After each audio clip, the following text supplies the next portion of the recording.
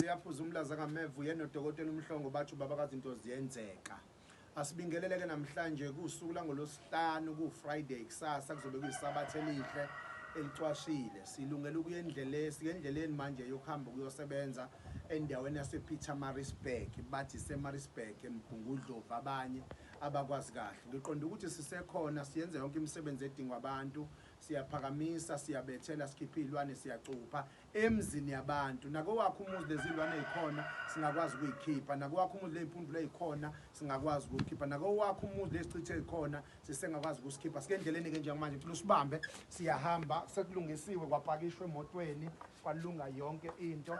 Siyahamba manje sike endleleni yokuyosebenza endaweni yasePietermaritzburg. La esiyakhona ke singakuchazeli nokonke.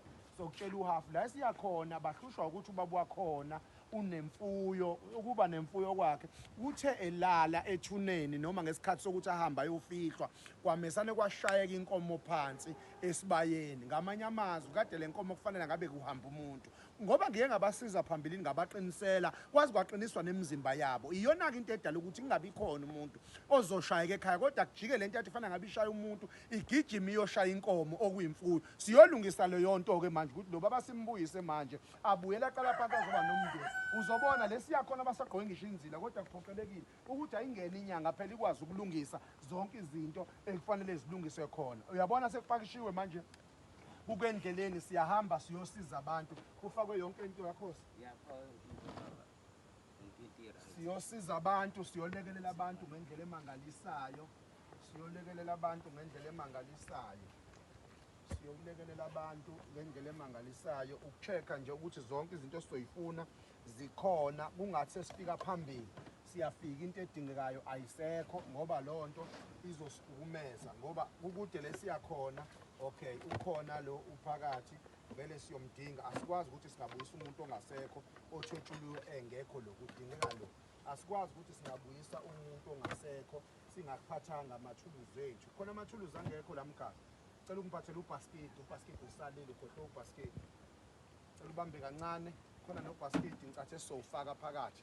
Cathi uyabona ukuthi siphethe zonke imfanele kufanele ngabe seyihamba bayothatha ubasket manje osemakhosini ekuyiwona wona owumenzi wezinto noma ekuyiwona wona owenza izinto phuthuma khosi isikhathi asinaso okuyiwona wona owenza izinto. Ngiqonda ukuthi ke abantu bayabekezela emakhaya kuphela umndeni kuze kuphele bonke abantu bangafuni ukusukuma. Sisekhona thina la isikhona khona siqashanga futhi awuzothi uyafika ngelilanga kuthiwa akusasetshenzwa usahamba umuntu wayesebenza usabuyela eGoli akukho eGoli lasibuyela khona sihleli nje la emgabeni siyamgababa ngakamthathelo esitolo. Inamba iyona le H083 406 8658 inamba kuseyiyona le H083 406 8658. Silinde njalo ubasket ekufanele sihambe nawo siyosebenza njengoba ubona kuqale kwafuthwa la ibhodi lisavutha lokho alikaze lime. Ngiqonda ukuthi siyazenza zonke izigaba abantu bayazi ukuthi la kwaMhlongo makusizwa abantu basizwa ngazo zonke izigaba.